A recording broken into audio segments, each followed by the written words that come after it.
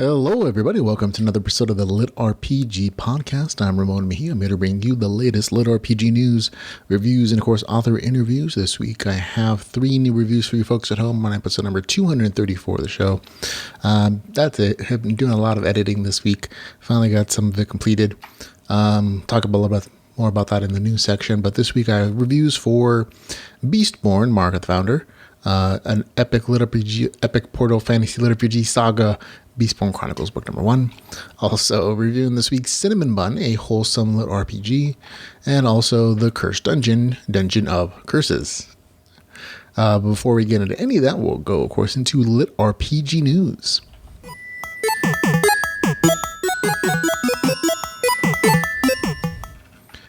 And in LitRPG news, we're going to begin with a sad story that DragonCon has been canceled this year. I think most of us kind of suspected that that would be the case, but it came by this week that they've officially canceled the event officially.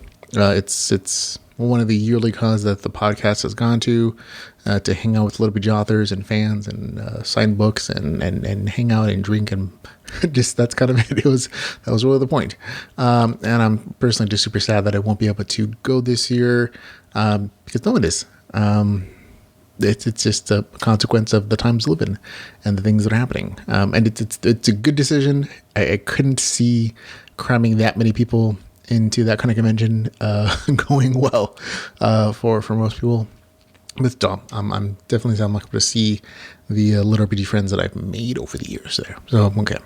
On to some better news. The Arcane Kingdom Online book number 6 is coming out this Friday, which is the day that most of you are going to be watching this or listening to this. The author, Jacob Tanner, is putting the first book in the series on sale for 99 cents.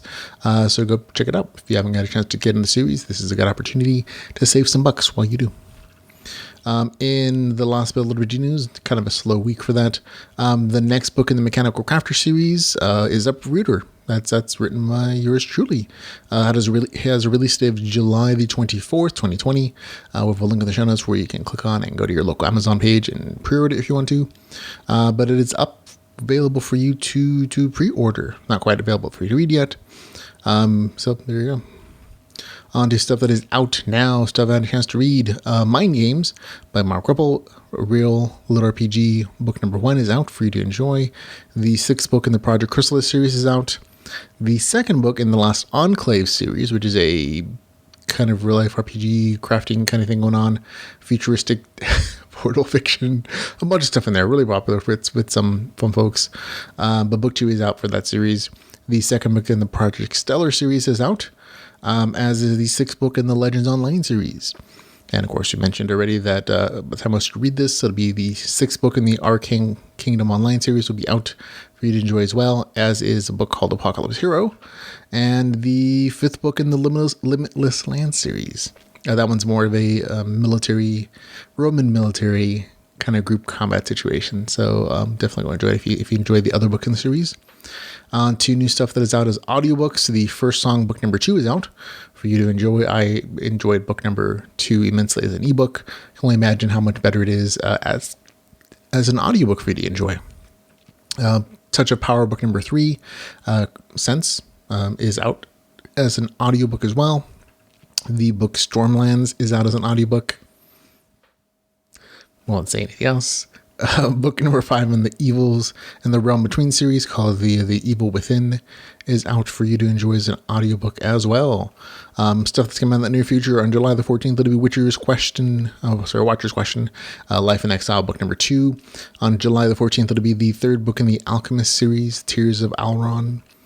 July the 15th, it'll be 4X, which is from Emberlane, who's a good LitRPG author, so... On July the 20th, Enora Fireborn, which is this, I think it's a different main character in the series of the Enora series. So if you're a fan of the series, That'll be out on July the 20th. New to the list is Blade Walker Chronicles of the Storm Shadow Part 1, out on July 21st. On July 24th, it'll be the second book in the Mechanical Crafter series again, so please go pre-order that, purchase it, enjoy it, if you're a fan, of course, if you've enjoyed it. I've had a fun time reading it. On July 20th, it'll be Eternal Online Book Number 2, The Ruined Temple. On July 31st, Arrow of Justice. On July 31st as well, it'll be Autumn's Infernos, the fourth book in the Space Season series. August the 4th, it'll be The Hidden Paladin, a LitRPG Wuxia series. August the 5th, The Eternal Journey Book Number 2. August the 8th, the fourth book in the Bad Guy series. August the 11th, the Heavenly Throne Book 2 series. August 18th, Intellectium. August 23rd, The System Multiverse Book 2. August 25th, this is new list, Dream Stream Reality. August 27th, Small Unit Tactics. September 4th, the fifth book in the Discordium series. On September the 9th, it'll be the book Dungeon Worlds. On September the 15th, Stolen Lives is new to the list as well. September 30th, it'll be the fourth book in the God's Game series called Sovereign. On October the 2nd, Dungeon Crawler Carl by the amazing Matt Dinneman. I've already pre-ordered it, so there you go. On October the 6th, the third book in the Life in Exile series called Watcher's Fate. October the 7th, City of Goblins in the System, book number 1. October 26th, The Otherworld Underdog, book number 4. So there you go, all the stuff that I know is coming out in the near future. Go pre-order, go plan your reading schedule accordingly. On to new releases and reviews.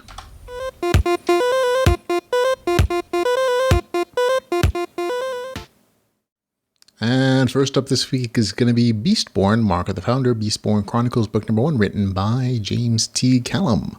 It is 1,068 pages, $4.99. It's available on Kindle Unlimited, a massive novel.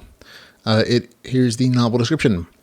A new founder marked with otherworldly power, an epic quest to build a sanctum settlement, a fabled class that wields monstrous magics. The founders were the first marked, and they use those powers to build kingdoms, subjugate the land, and enrich themselves, and they will not suffer another to join their ranks. Lost in a world of levels, stats, and monsters, Hal fights to survive in an unforgiving land and escape execution from its rulers. Ingenuity and courage won't be enough. With the marked powers he doesn't understand, he's easy prey for all the goblins, bandits, aberrations, and foul monsters that plague the realm. He'll need to abandon his humanity by embracing the beast within. To fight monsters, one has to risk becoming a monster if he can survive long enough to level up. Freedom and safety cannot be achieved alone. Only by forging bonds with fellow adventurers and monsters alike does Hal and his would-be kingdom have any chance of surviving the hazardous realm. So there you go. This is a long book. It took me probably took the longest portion of the week to read. And it's actually a serial story with another, I think, 100 chapters online. In addition to this, it's a story that has a very strong opening. But because it is a collected serial story, it goes through like these mini arcs instead of having like this planned out overarching kind of plotline that was set for a book. You can tell that they're essentially like these mini little adventures, which is perfectly normal in a serialized story where an author is putting out a chapter a day or a chapter a week, whatever the case is, and the story just kind of develops on as it's being written. But not everybody is okay with that kind of formatting. And this is a perfect example in that it's entertaining. A lot of people really enjoy it. A lot of the fans from the version that was on the Royal Road have come over to Amazon to show their appreciation for the author and his works. When I was reading, it was like, I expected something different from the first 5%, again, which has a really strong opening. But as it's going on, I was like, oh no, this is definitely not going in the direction I was thinking it was. And once I realized it's serial, I was like, oh, okay, now this all makes sense. This is very slice of life, and it's not exactly knowing where it's going as it was being written, and that's sort of reflected in the arc. Because at some point, the author kind of, you could tell he figured out a plot line that he's going to continue on in, and it kind of goes in the direction. For some of the beginning, it's like, oh, I don't know where this is going. So, but it's entertaining. There's good action, but again, it definitely feels slice of life, and especially towards the first section of the story. The main character feels like he's stumbling in situations where he needs new allies, has to fight off monsters, gets quests to push the story forward. On the The story itself starts out as a kind of chosen one portal fiction where the main character is sent to an RPG world, is branded with a special mark that gives him an edge in that world, called the Founder's Mark, which is described in the novel description. But it also brings danger. And so there's a little bit of world building here, but a lot of like just trying to survive in that early section of the story. Then as he gets allies, his quest line becomes a little more fulfilled or filled out, I should say. On the game mechanics side of things, it's a little bit of a mixed bag. For the most part, things are good. Lots of stats, lots of character sheets, notifications, XP, all that good stuff. Relatively crunchy. However, there are a few places in the storyline where it's like, oh, this is kind of a wand wavy way to get this particular power. And just as an example that doesn't like break the story in any way, shape, or form, if you know about it, but it's a little bit of spoiler. So skip ahead if you want to. But at some point in the early part of the story, the main character wants to destroy an item. I won't say what item, but it's a magical item. And so he just grabs it, and suddenly he has the ability to invest mana, and that's supposed to give him the ability to essentially break this item. He kind of willed it into existence. Didn't apply stat points, didn't apply skill points or ability points or class points, whatever the case is. He's kind of willed the power into existence. And then when he runs out of mana to try to do this, he gets a new ability called Assimilation, which allows him to take his mana points or his stamina points or his health points and use them for one of the other features, like essentially pulling them together to some degree, even though there's a conversion ratio, which allows him to accomplish that task with, just one health point left. And so there are definitely incidents like that where I'm like, that definitely doesn't feel like it follows an established game mechanic that was pre-built. It felt like something that was made up to be cool or just to advance the plotline. And there were several instances in the story where that occurs. I'm like, okay, it's kind of a minor gripe, but it kind of undoes some of the other hard work that goes into the story, because there are definitely other places in the novel where the game mechanics feel like they're impactful. For example, when the main character first arrives in the world, he has ones in all of his stats. And it is reflected in the actual description of what he looks like. He looks super thin. He gets tired easily. He can't even speak correctly because of his low intelligence. And as he invests stat points as he levels, those characteristics become filled out. He becomes thicker. He becomes a more fleshed out person. He becomes a little more charismatic, but with the part of the biggest one is like he can be understood when he talks. And so when you have those two aspects, like sometimes it's just a little like, oh well, it's just one of those things.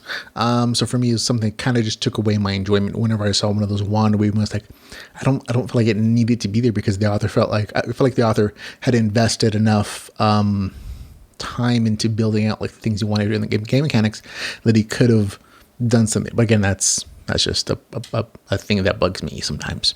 Overall, entertaining story. Action is probably going to be one of the bigger highlights for people. Good value for its length, of course. Over 1,000 pages for $4.09. And again, if you don't mind the serial nature of the story, or if you want a few moments, you're probably gonna have a good time with this. Gets a score of 7.4 out of 10 for me. That's Beastborne, Mark of the Founder, an epic portal fantasy LitRPG, Saga, Beastborne Chronicles book number 1 with the score of 7.4 out of 10. And next up we have Cinnamon Bun, a wholesome LitRPG, written by Raven Stagger. It is 430 pages, $3.50, and it's not available on Kindle Unlimited. And that's because this is an ongoing serial story that's still on the Royal Road and other places. So the author cannot put this novel on Kindle Unlimited because it's an exclusive program without taking those pages, those chapters down on the other parts of the story. So they're there.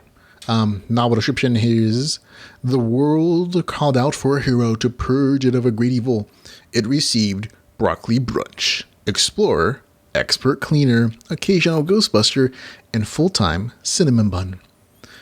Features includes talking enemy and becoming friends, hugging menu boxes, awesome overpowered skills such as cleaning and gardening, and more adventure than you could shake a stick at. So there you go. This is a collection of chapters from a lighthearted, ongoing serial story, and follows Broccoli, a giggly dance cause you're happy person who is sent to a fantasy RPG world. They have the quest to clean evil from the world, and of course that translates into a powerful cleaning skill that is used to overpower enemies and make friends. The story has all the character sheets, XPs, and skill notifications of a LitRPG story, but the tone it's really lighter. Like, this is not dark. It is not like super serious. Like, the novel definitely makes fun of itself, and characteristics of of this kind of portal fiction story or chosen one hero kind of thing going on, and it kind of plays around with that. But again, it's very lighthearted. It is a serial story though, so the formatting of the story is very much of mini story arcs instead of a like full on plotted out 400 page and 30 plan. It's like 20, 30, 40 pages of these little smaller individual stories that are connected together, and it's just a reflection of, again, the serial format where an author's putting out a chapter a day or chapter a week, whatever the case is, and just putting out the story and developing as they're writing it. So again, as long as you're okay with that, it's a casual read. It got a little bit repetitive in some sections of the story for me, but still overall has a good sense of humor. And again, it's nice casual reading, and as long as you're okay with the serial format, and you're not bothered by not having like this huge overarching plotline, it's a nice little casual read. It gets a score of 7.3 out of 10. Cinnamon Bun, a wholesome lit RPG with a score of 7.3 out of 10. Okay, up next is The Cursed Dungeon, Dungeon of Curses, written by Marty Myers. It is 320 pages, $2.99. It's available on Kindle Unlimited. Here's the author's description. Left for dead in a dungeon full of curses, what is a fellow to do? Kincaid may be all busted up now, but it's going to be the rest of his party that ends up feeling the burn.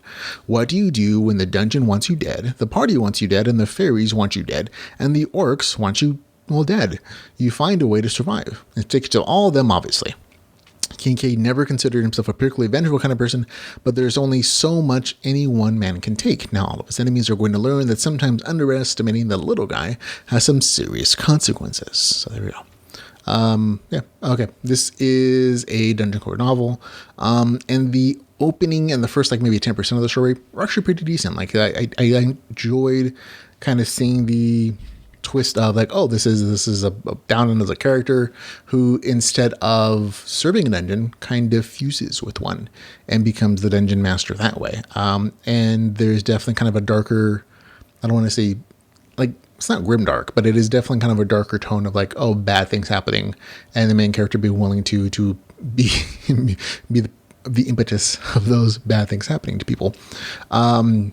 However, once it got past that 10% and the main character actually does merge to the dungeon, it just stopped being as entertaining. It's more the way that the story kind of unfolded for me. Because one of the things I've always really enjoyed about this kind of subgenre of LitRPG is kind of the discovery of what the dungeon core can do as the dungeon core is finding it out for themselves. And in this particular instance in the story, the dungeon and the dungeon core exist prior to the main character encountering them. And so as they fuse, the main character learns instantaneously all the things he's capable of. And there's a huge info dump in the novel about, these are all the kinds of monsters we're going to be able to develop, that I have developed.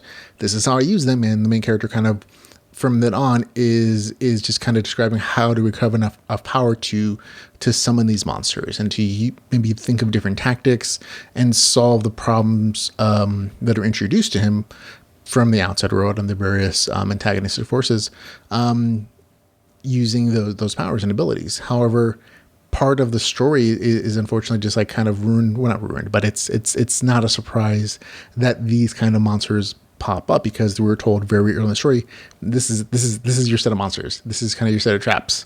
This is the theme of the dungeon. And so there was kind of a lack of that excitement from discovering what the dungeon is capable of, along with the dungeon itself, that I was kind of felt was lacking, and it kind of made this not entertaining for me.